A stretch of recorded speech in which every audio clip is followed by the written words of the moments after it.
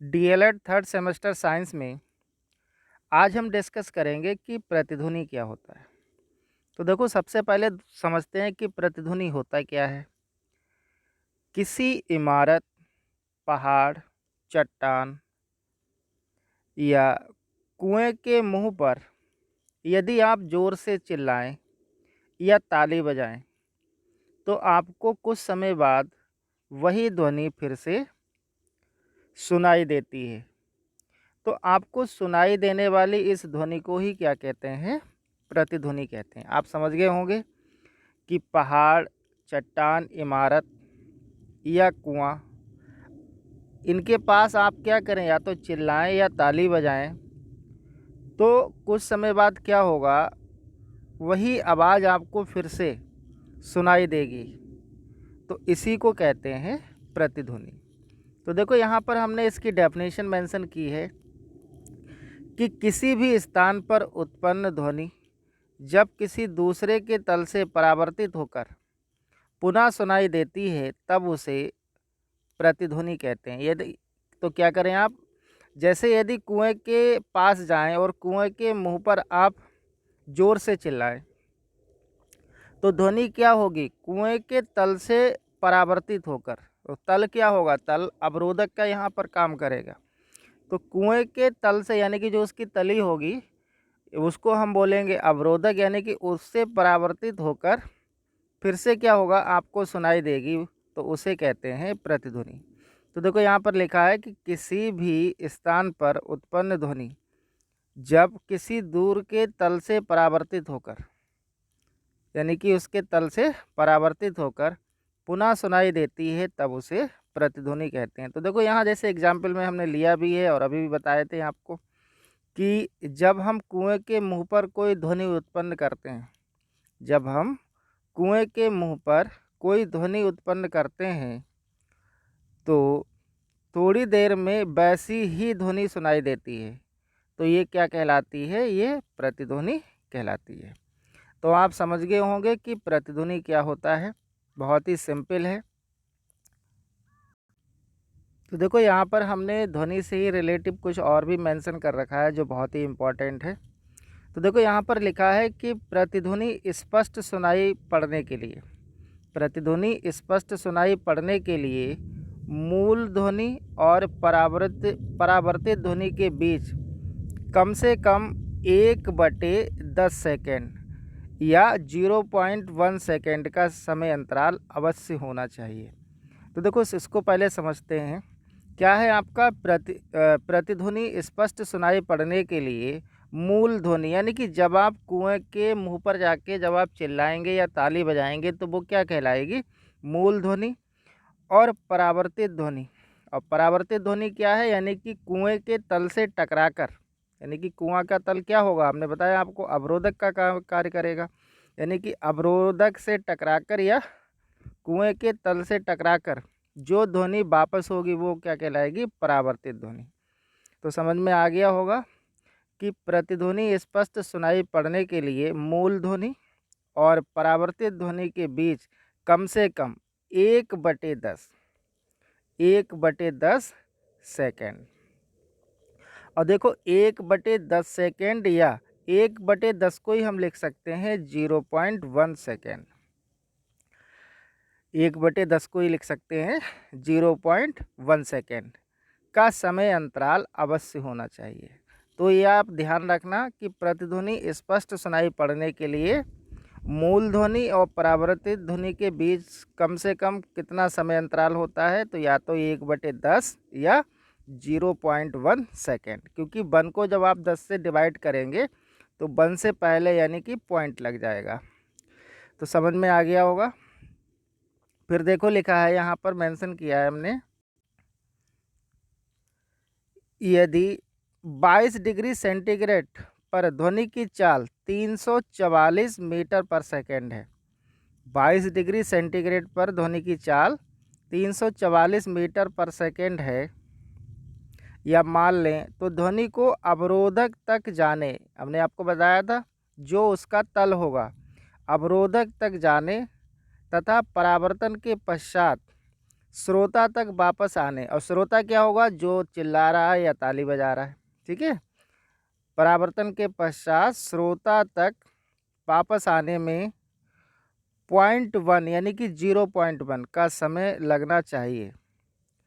अतः श्रोता से परावर्तक सतह तक जाने और वापस आने में ध्वनि द्वारा चली गई कुल दूरी कम से कम, यानी कि कम से कम दूरी कितनी होनी चाहिए। तो देखो यहाँ पर आपको मालूम है फार्मूला होता है चाल बराबर दूरी बटे समय, यानी कि b बराबर होता है d/t। d क्या है, यहाँ पर दूरी है और t टाइम है। तो चाल बराबर होता है दूरी बटे समय। तो देखो यहाँ से अगर हम दूरी निकालेंगे तो आप क्रॉस मल्टीप्लाई कर लेना, तो ये दूरी बराबर आ जाएगा आपका चाल गुणे समय, यानी कि t। अब देखो चाल कितनी है, 344 मीटर पर सेकेंड। तो यहाँ पे आप पुट कर देंगे 344 और इनटू समय कितना है आपका 0.1। तो जब आप इसकी 0.1 से मल्टीप्लाई करेंगे तभी आ जाएगा आपका 34.4 मीटर, ठीक है। तो देखो क्या है कि यदि 22 डिग्री सेंटीग्रेड पर ध्वनि की चाल 344 मीटर पर सेकेंड मान लें, तो ध्वनि को अवरोधक तक जाने तथा परावर्तन के पश्चात श्रोता तक वापस आने में 0.1 सेकेंड का समय लगना चाहिए। अतः श्रोता से परावर्तक सतह तक जाने और वापस आने में ध्वनि द्वारा तय की गई कुल दूरी कम से कम, पूछता है कि कुल दूरी कम से कम कितनी होती है, तो आप दूरी ऐसे निकालेंगे, ठीक है। तो अभी आपको हमने बताया चाल गुणे समय, और चाल कितनी है 344 और समय कितना है 0.1। तो जब आप 1 से मल्टीप्लाई करेंगे तभी आ जाएगा आपका 34.4 मीटर। अतः 0.1 सेकेंड में ध्वनि ने अवरोधक तथा श्रोता के बीच की 2 गुनी दूरी तय की है। अब देखो क्या है, इसको समझाते हैं ज़रा। क्या कह रहा है, 0.1 सेकेंड में ध्वनि ने अवरोधक और श्रोता के बीच की 2 गुनी दूरी तय की है। जैसे अगर आप कुएं के मुंह पर चिल्लाते हैं या ताली बजाते हैं तो अवरोधक क्या होगा, उसका तल होगा, कुआं का तल ही होगी। और श्रोता क्या है, जो ताली बजा रहा है या चिल्ला रहा है। तो अगर चिल्ला रहा है या ताली बजा रहा है तो ध्वनि क्या करेगी, पहले अवरोधक तक जाएगी और फिर 0.1 सेकेंड में अवरोधक से वापस आएगी, ठीक है। तो क्या कर रही है, ध्वनि 2 गुनी दूरी तय कर रही है। तो क्या करेंगे, तो ये जो कम से कम दूरी जो निकल के आई है 34.4 मीटर, तो इसको हम लोग क्या कर देंगे, आधा कर देंगे, क्योंकि दूरी ध्वनि कितनी दूरी तय कर रही है, 2 गुनी तय कर रही है। क्योंकि एक बार जा रही है, फिर अवरोधक से परावर्तित होकर फिर श्रोता तक वापस आ रही है, तब ये दूरी निकल के आई है आपकी 34.4 मीटर। तो देखो आगे देखते हैं। तब देखो जी आ जाएगा, अतः अवरोधक तथा श्रोता के बीच की दूरी आधी होगी। तब क्या होगा, अवरोधक और श्रोता के बीच की दूरी आधी होगी। तो यह आ जाएगा 34.4 डिवाइडेड बाई 2, तो ये आ जाएगा आपका 17.2 मीटर। तो देखो आपको अब ये पॉइंट याद रखना है कि प्रतिध्वनि सुनाई देने के लिए ध्वनि उत्पादक, और ध्वनि उत्पादक क्या होगा आपका, ध्वनि उत्पादक होगा आपका श्रोता, यानी कि श्रोता को बोलेंगे ध्वनि उत्पादक। और परावर्तक तल, और परावर्तक तल हमारा क्या होगा, अवरोधक होगा, के बीच की न्यूनतम दूरी 17.2 मीटर होती है। ये ध्यान रखना आप, कम से कम जो न्यूनतम दूरी होगी वो 17.2 मीटर होगी, या कभी कभार ऑप्शन में दे देता है 16.6 मीटर, ठीक है। तो ये टेम्परेचर पर भी डिपेंड करता है। अगर टेम्परेचर कुछ कम या ज़्यादा है तो ये दूरी कम, कुछ मतलब पॉइंटों में कुछ कम ज़्यादा हो सकती है, क्योंकि देखो 16.6 को भी हम 17 ही लिख सकते हैं।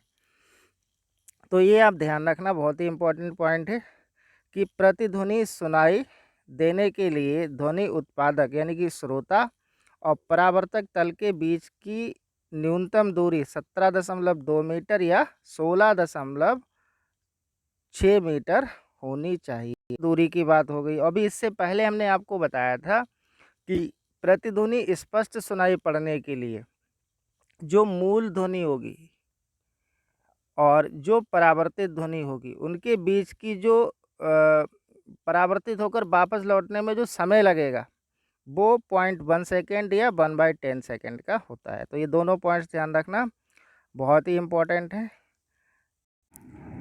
अब देखो प्रतिध्वनि से ही रिलेटिव एक न्यूमेरिकल हमने यहाँ पर मेंशन किया है, इसको देखते हैं। कह रहा है एक मनुष्य किसी खड़ी चट्टान के पास ताली बजाता है।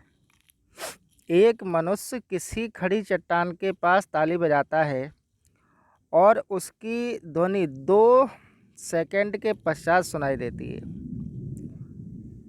यदि ध्वनि की चाल 346 मीटर पर सेकंड ली जाए तो चट्टान और मनुष्य के बीच की दूरी कितनी होगी। तो देखो अभी जो हमने आपको एग्जाम्पल से समझाया था, तो आपको अगर एग्जाम्पल समझ में आ गया होगा तो आप ये न्यूमेरिकल सॉल्व कर सकते हैं। तो सबसे पहले देखो क्या करेंगे, यहाँ पर हम गिवन देखेंगे। गिवन में क्या दे रखा है, कह रहा है एक मनुष्य किसी खड़ी चट्टान के पास ताली बजाता है और उसकी प्रतिध्वनि 2 सेकंड के पश्चात, यानी कि टाइम दे रखा है t बराबर 2 सेकंड। तो देखो यहाँ पे लिखा है t बराबर 2 सेकंड।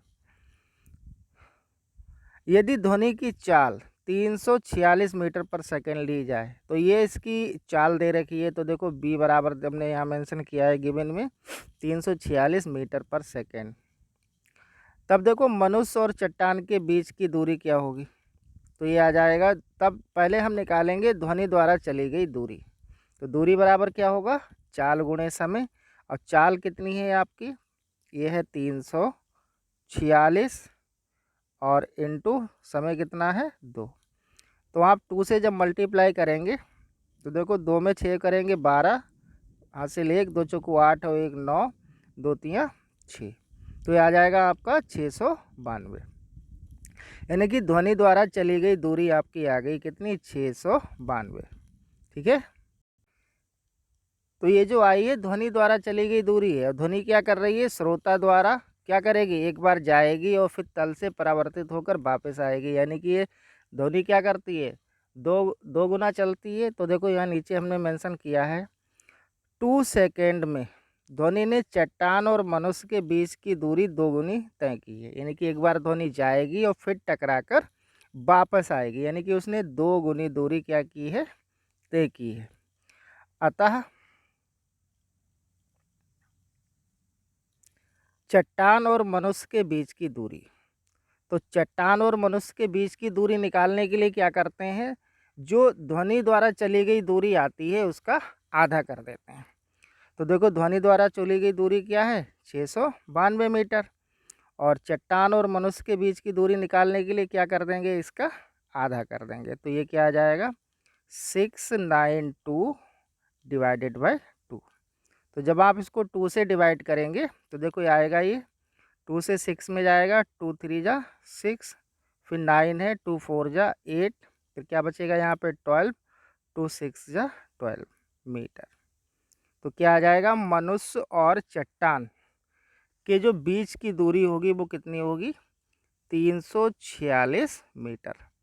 तो इस टाइप से न्यूमेरिकल आ जाते हैं, आप ध्यान रखना, क्योंकि कोई ज़्यादा टिपिकल नहीं है, बहुत ही सिंपल है।